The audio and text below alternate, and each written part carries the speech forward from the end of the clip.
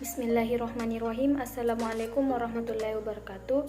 Perkenalkan, nama saya Mutia, kelas FM 19D dengan NIM 15721142319. Baik, saya akan menjelaskan tentang rasio aktivitas. Apa sih rasio aktivitas itu? Nah, rasio aktivitas merupakan rasio yang digunakan untuk mengukur efektivitas perusahaan dalam menggunakan aktiva yang dimilikinya. Nah, rasio ini juga dapat digunakan untuk mengukur tingkat efisiensi atau efektivitas pemanfaatan sumber daya perusahaan. Adapun jenis-jenis rasio aktivitas terdiri atas 7 bagian.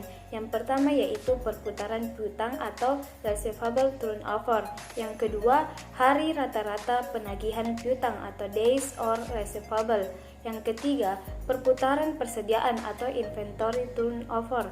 Yang keempat, hari rata-rata penagihan persediaan atau days of inventory. Dan yang kelima, perputaran modal kerja atau working capital turnover.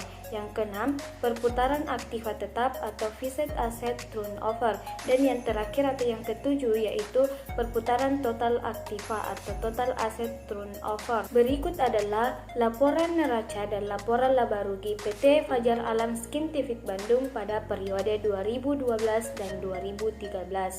Selanjutnya yaitu kita akan menghitung rasio aktivitas dari PT Fajar Alam Scientific Bandung periode 2012 dan 2013.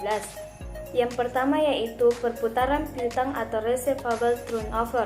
Adapun rumus untuk perputaran piutang yaitu receivable turnover sama dengan penjualan kredit dibagi piutang. Pada tahun 2012 yaitu receivable turnover sama dengan 10.000 dibagi 350 menghasilkan 28,57 atau 29 kali. Nah, untuk tahun 2013 yaitu receivable turnover sama dengan 12.000 dibagi 360 menghasilkan 33,33 kali. Yang kedua yaitu perputaran persediaan atau inventory turnover, di mana rumusnya yaitu inventory turnover sama dengan penjualan dibagi persediaan. Untuk tahun 2012 yaitu inventory turnover sama dengan 10.000 dibagi 150 menghasilkan 66,6 kali. Untuk tahun 2013 yaitu inventory turnover sama dengan 12.000 dibagi 250 menghasilkan 48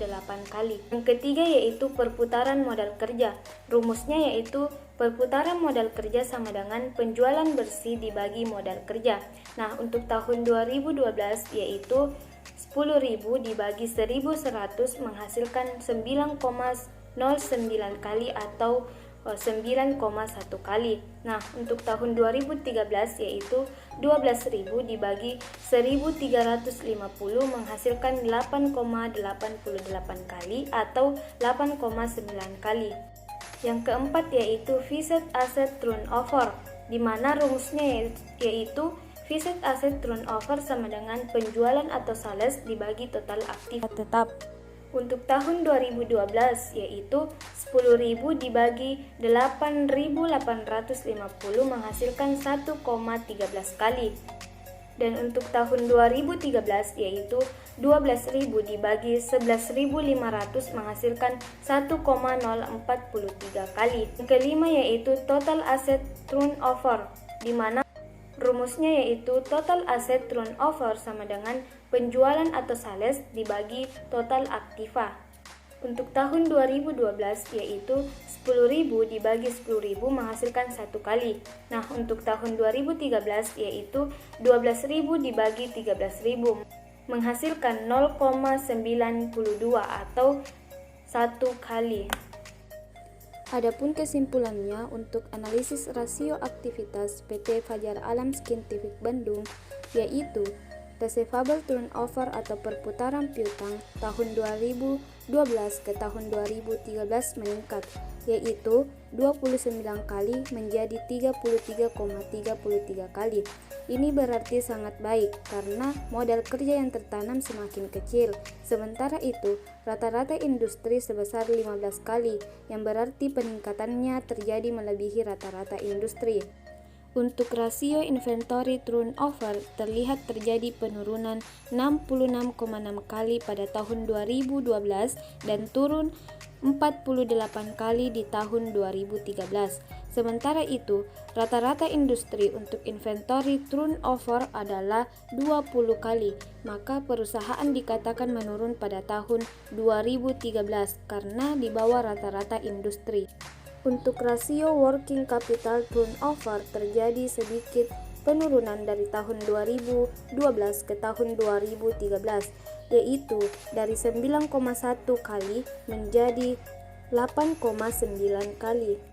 Untuk rasio fixed asset turnover terjadi penurunan dari tahun 2012 sebesar 1,13 kali, turun di tahun 2013 sebesar 1,04 kali. Kedua rasio ini kurang baik karena masih di bawah rata-rata industri. Artinya, pengguna aktiva oleh perusahaan kurang efisien dibandingkan dengan perusahaan lain. Untuk total aset turnover pada tahun 2012 sebanyak 1 kali dan untuk tahun 2013 sebanyak 0,92 atau 1 kali. Sekian penjelasan mengenai rasio aktivitas dari saya. Sekian dan terima kasih. Wabillahi taufiq wal hidayah. Wassalamualaikum warahmatullahi wabarakatuh.